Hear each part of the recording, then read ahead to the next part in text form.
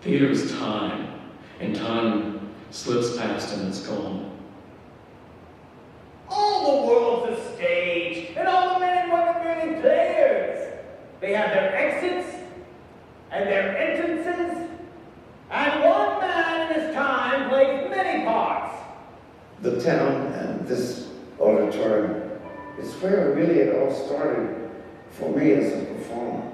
It was some field trip that we took here when I must have been first or second grade. It was a puppet show. It was magic. That one performance actually inspired me to start performing on my own. What I have loved is children being exposed to the arts early. The municipal auditorium in Noonan was sort of the big space to perform. It was the big theater in town. Performing on the stage was a big deal. I remember thinking, this is our big debut. It was exciting. One never knows when a child has that moment.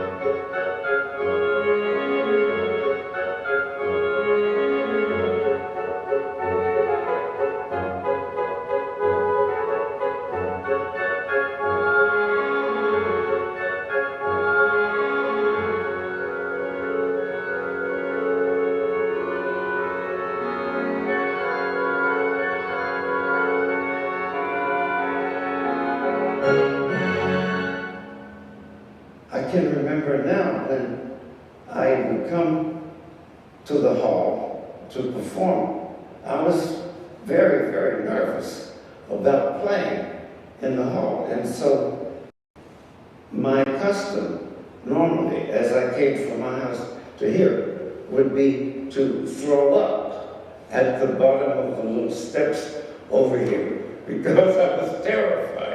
My very first play was on this stage 50 years ago.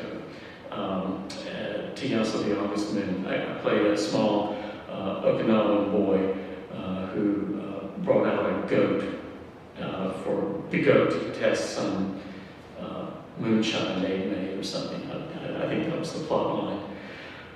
This wasn't a puppet goat. No, this was an actual real live goat. So the goat boy was my very first role on stage here. At first, the infant, mutilated and puking in his nurse's arms. Ugh. And then the whining schoolboy with his satchel and his shining morning face, creepy like a snail, unwillingly to school. One of the improvements we've done here at the Wadsworth a few years back was to replace the old rope pull curtain system with an electric motor operated curtain system. When this building was built, it was very unusual for conservative Newman. Newman has always been a town that had a good number of well-to-do people in it, a certain amount of affluence, and that was certainly true in 1939, but it's also part of the greater world. And so what we know about Newman in 1939 is some of those people were not as affluent as they once had been, and perhaps were a little less certain about the future than they would have been maybe 10 years earlier. Of course, I was only about 13 years old, so that's about 75 years ago. So my memory is kind of fading, but I remember when they built the municipal building here, everybody got excited because it was pretty downtown, big deal. So we were growing big time then. The auditorium is just part of something. The big focus is on City Hall. There's going to be a new City Hall. And then the auditorium, of course, is part of that. This building was to combine everything together, police department, and everything was in this building. It was the heartbeat of the community. There is a partnership here. The Public Works Administration, which was one of the new deal agencies, had approved a grant for approximately $49,000 towards this project. So the city knew they had to come up with another $50,000 at least. In order to get the city's money, there had to be a bond issue.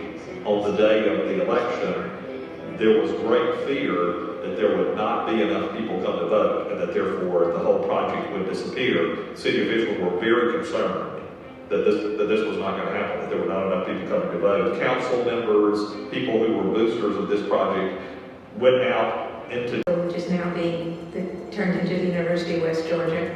And this building was the municipal building for the city. It contained the fire department, the police department, and the city government and the auditorium.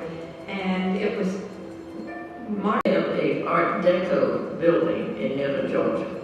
That was a WPA building. And of course, we were interested in Roosevelt's alphabet agencies. I remember people getting excited about it. when you hit hard times, as we did in the Depression era from the late 20s through 1939 and even beyond, people are hurting, and they're, so the fact that there is the WPA money, there is work for people that comes out of this, there is a facility that's going to be a gift to future generations. I guess the sun maybe is beginning to rise, and we're now beginning to say, well, okay, there's going to be a better day, and the auditorium is one of the things that is our affirmation of that belief in the future.